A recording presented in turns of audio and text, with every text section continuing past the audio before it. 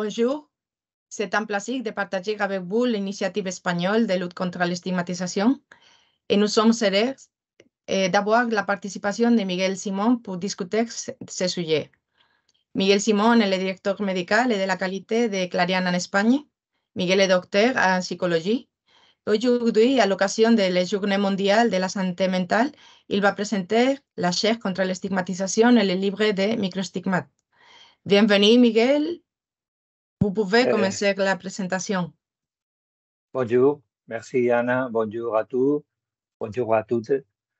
Je vais parler en français et j'espère que mon accent rend ma présentation compréhensible. C'est un plaisir d'être ici à l'occasion de la journée de la santé mentale et de présenter le livre qui brise les préjugés. Je remercie Marianne et Nicolas Jurado pour leur aimable invitation et pour avoir pensé que notre expérience en Espagne dans la lutte contre la stigmatisation pourrait être utile à l'ensemble du groupe Clariane. En Espagne, nous prenons soin, à travers ces remarques, Grupo 5, ITA Salud Mental, Grupo 5 Cian, Consulting et Senior, divers groupes et situations tous caractérisés par la vulnérabilité causée par leurs déficiences, leurs maladies, leur dépendance ou leur situation sociale. Dans le domaine de la santé mentale, les personnes souffrant de troubles mentaux sérieux et de longue date, principalement de type psychotique. Les personnes souffrant de troubles de l'alimentation. Les neuroréhabilitations des personnes ayant subi des lésions cérébrales. Personnes présentant différents degrés de déficience intellectuelle. Personnes présentant un risque d'exclusion sociale. Enfants et adolescents souffrant de troubles du comportement et familles vulnérables. Et enfin, les personnes âgées. Qu'est-ce que c'est que la stigmatisation? Il s'agit d'un ensemble de stéréotypes négatifs et de préjugés à l'égard d'une personne ou d'un groupe qui conduit à un comportement discriminatoire et à l'exclusion.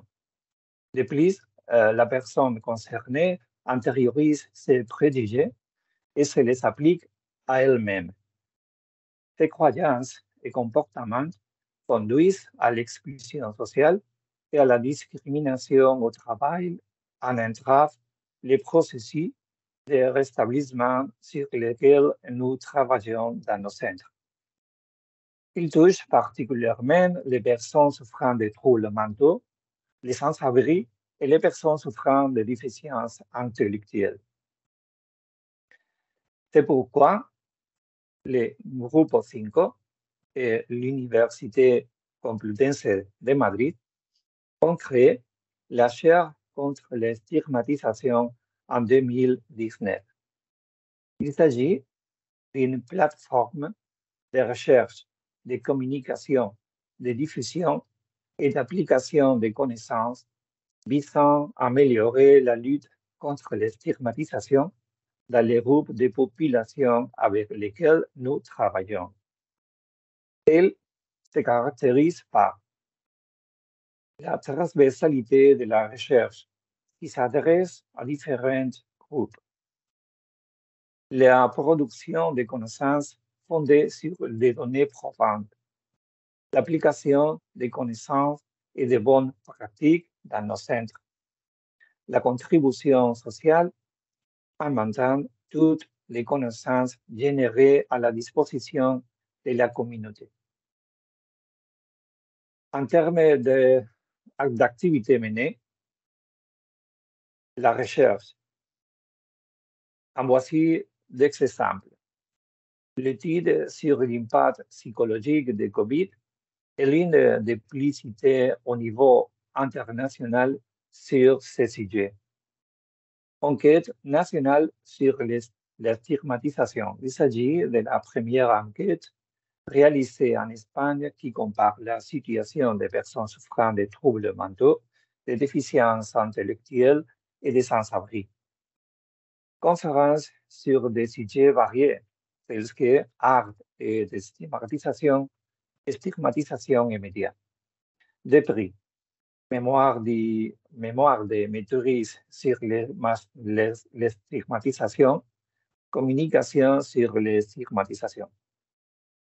Formation et diffusion de matériel parmi lesquels se distinguent. Guide de bonnes pratiques contre les stigmatisations. Livre de lignes directrices contre les stigmatisations et le Covid.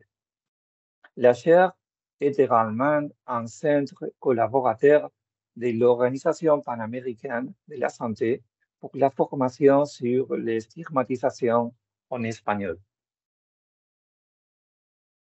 Et c'est dans ce contexte que le livre de Microstigmates a été publié. Qu'entendons-nous par microstigmates? Il s'agit de comportements subtils, automatisés, presque imperceptibles, qui sont stigmatisants et que de nombreuses personnes adoptent sans avoir l'intention expresse d'exclure. Il s'agit de commentaires, de plaisanteries, de comportements non-verbaux qui entretiennent et renforcent la stigmatisation. Le livre a été élaboré à partir de la vie et des expériences personnelles des utilisateurs de nos centres. Il a été illustré afin d'atteindre un public plus diversifié et moins spécialisé, de sorte qu'il soit attrayant à lire. Certaines des expériences collectées sont liées à être invisible aux yeux des autres, être considéré uniquement comme un problème de santé mentale et non comme une personne, ne pas être compris ou écouté. Le fait que les autres disent votre comportement ou votre façon de vous habiller, la liberté de décider par soi-même. L'expulsion liée au logement n'est pas une toxicomanie. Être récompensé pour avoir été pitoyable. L'intériorisation des préjugés. Voici quelques vignettes tirées du livre.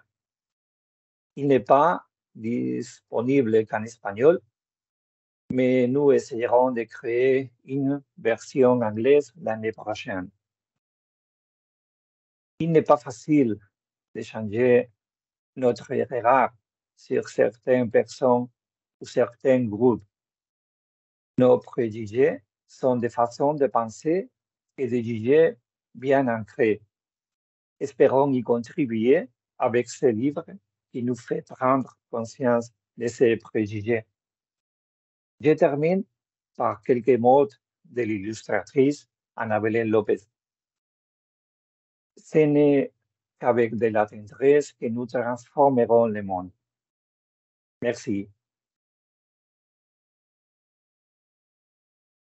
Merci beaucoup.